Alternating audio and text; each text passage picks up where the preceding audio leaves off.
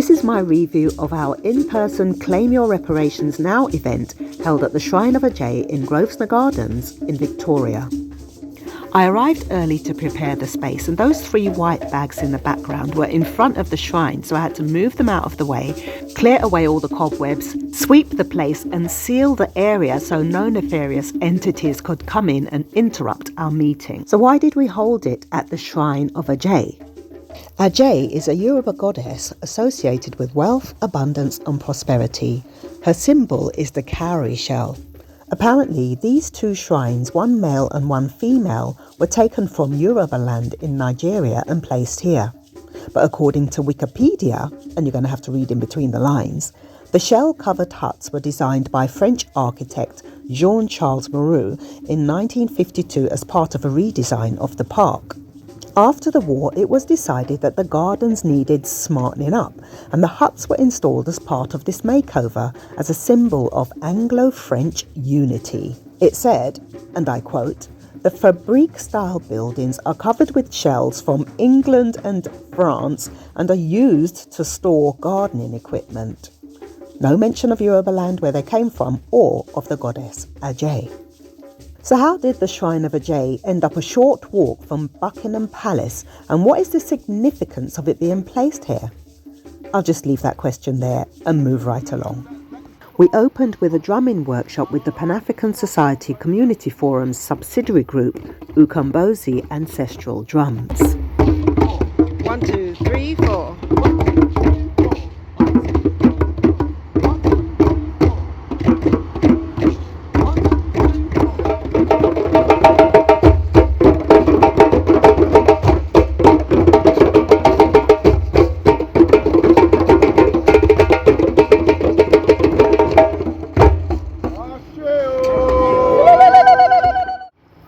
Professor Omawale then explained the history of the Pan-African Society Community Forum and his vision for Ukombozi Ancestral Drums. May still come back to Oh yeah. is Ukombozi 10,000.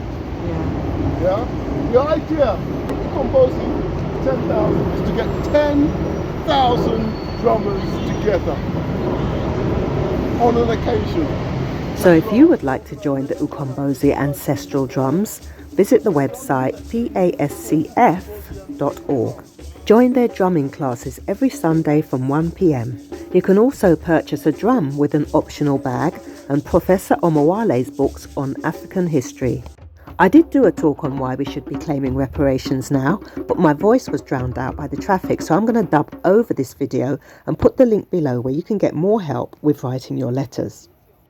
So the physical part of this process started for me when I saw a video by Cheryl Phoenix from the Black Child Agenda saying that the Church of England, publicly announced in March 2024 that they were seeking co-investors to increase a £100 million fund which was linked to chattel slavery, because the £100 million originally earmarked did not reflect the scale of moral sin. The Church of England said they expected the fund to open in 2025, so I waited until March this year to start the process, inviting other descendants of enslaved Africans to join me in claiming this money. However, when we wrote to Georgia Boone at thechurchofengland.org, she said the £100 million was aiming to be an impact investment fund enabling grant funding in communities. She made it very clear that it wasn't to pay compensation to the descendants of enslaved Africans. She said, and I quote, "The Church Commissioners acknowledges that this wouldn't be possible with the legacy that we have. No amount of money will ever be enough to repair the horrors of the past." She also said the Church of Commissioners is a separate charity to the Church of England, and that while they manage the historic endowment of the church, they operate separately. Yet she didn't signpost me to the correct department or redirect my letter. Upon further investigation, it turns out the Church of England already have a £10 billion fund that they've built up over the years.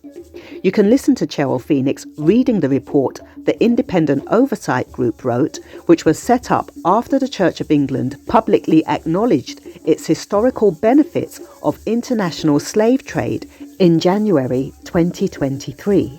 I'll put the link to the video below.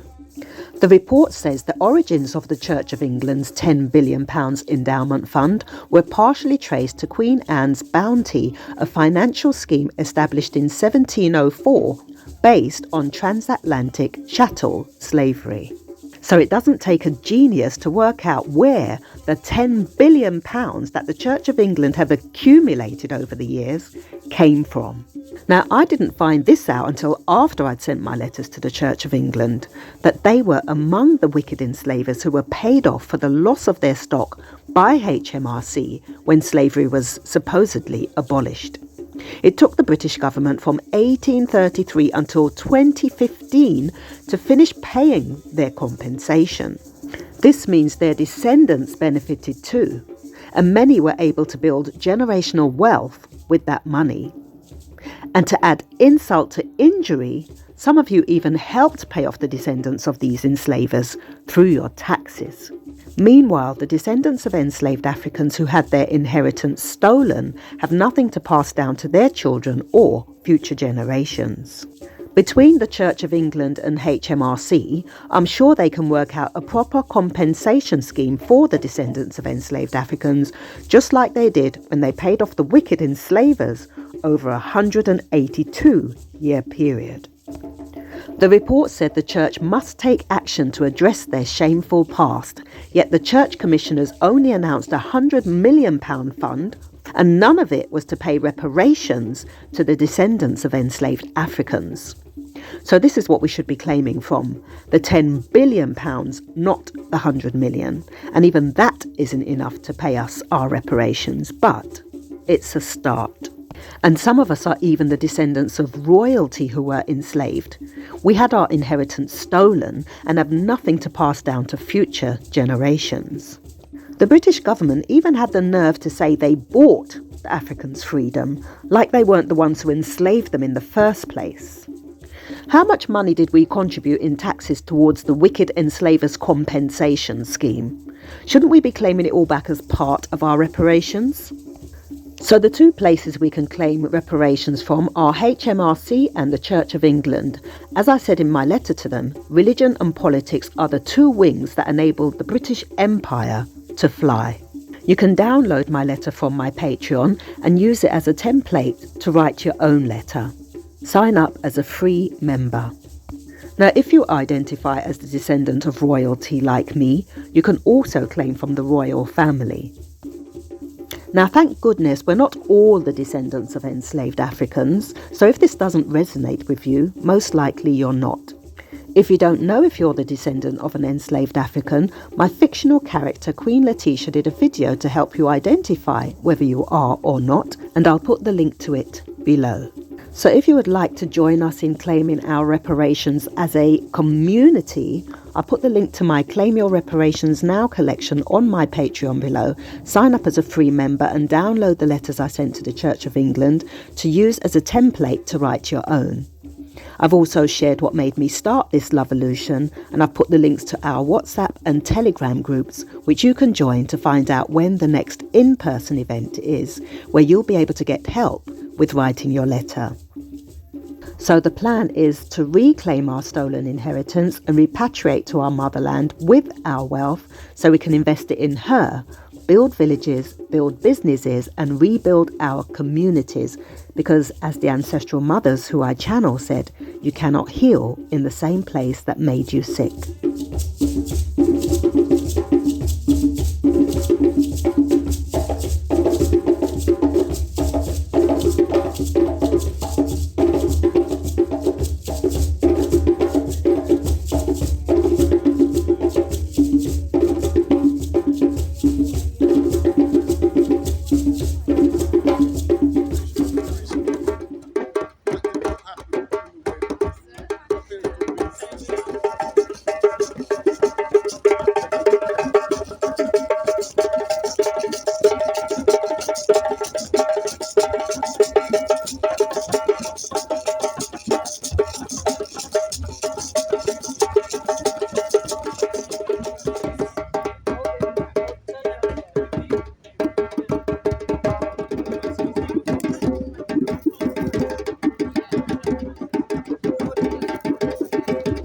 I made my cube octahedron with galactic Clyde and it's now an integral part of my altar. There's only 12 places at his next workshop, so if you'd like to make yours, get in contact with him below. Djele Chinyere, formerly known as Griot Chinyere, also came along to talk about her storytelling feast, which is being held on the 26th of July as a fundraiser for her village in Ghana. I'll put the link below where you can get more information and purchase your tickets. And remember, if you want to join the Ukombozi Ancestral Drums, visit pascf.org. This is Shazanne Poetess, author of the novel Journey of a Sister. Start your journey of self-discovery by visiting journeyofasister.com.